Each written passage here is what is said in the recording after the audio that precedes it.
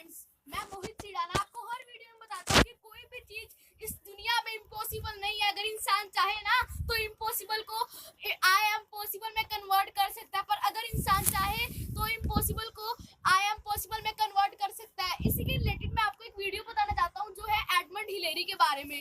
उन्होंने mount Everest तक पार कर लिया, जो दुनिया का सबसे बड़ा एवरेस्ट है। माउंट एवरेस्ट दुनिया का सबसे बड़ा माउंट एवरेस्ट है, उन्होंने वो पार कर लिया। तो सोचो उनका जो संकल्प होगा वो कितना बड़ा होगा। उन्होंने कितना अपना फोकस लगाया होगा, कितनी प्रैक्टिस की होगी, अपना 100% दिया होगा वहां पर जाने के लिए। ठीक है, वो जब 1952 में जब वहां पर गए थे ना, वो सक्सेसफुल नहीं हुए थे, वो माउंटेन एवरेस्ट पार नहीं कर पाए थे।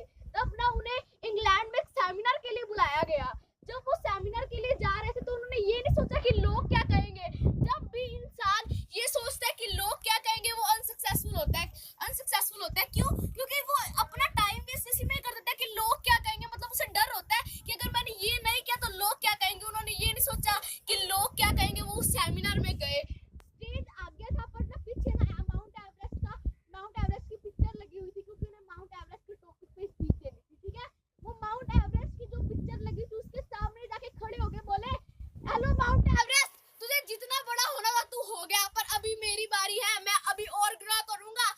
तुझे जितना बड़ा होना था तू हो गया, पर मैं अभी भी ग्रो कर रहा हूँ, आई एम स्टिल ग्रोइंग।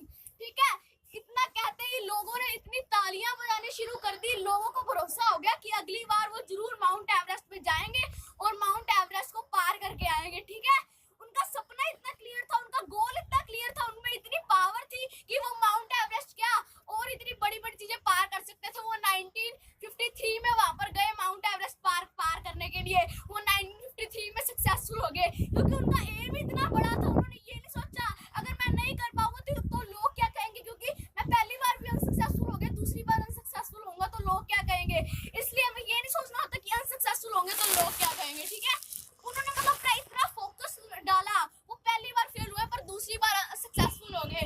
लोगों ने भी कहना शुरू कर दिया कि एडमंड हिलेरी जैसा आदमी दुनिया में हो ही नहीं सकता। ऐसे मैं आपको एक और इंसान के बारे में बताना चाहता हूँ, जो है थॉमस अल्वा एडिसन, जिसने बल्ब का आविष्कार किया है। जब वो छोटा था ना, एग्जाम देता था, फेल हो जाता था, कोई इन्वेंशन करता था, फेल होता था। टीचर कहते थे तेरा कोई मकसद ही नहीं है, तेरा कोई गोल ही ना, तू लाइफ में आगे कैसे बढ़ेगा, सक्सेसफुल पर्सन कैसे कहलाएगा।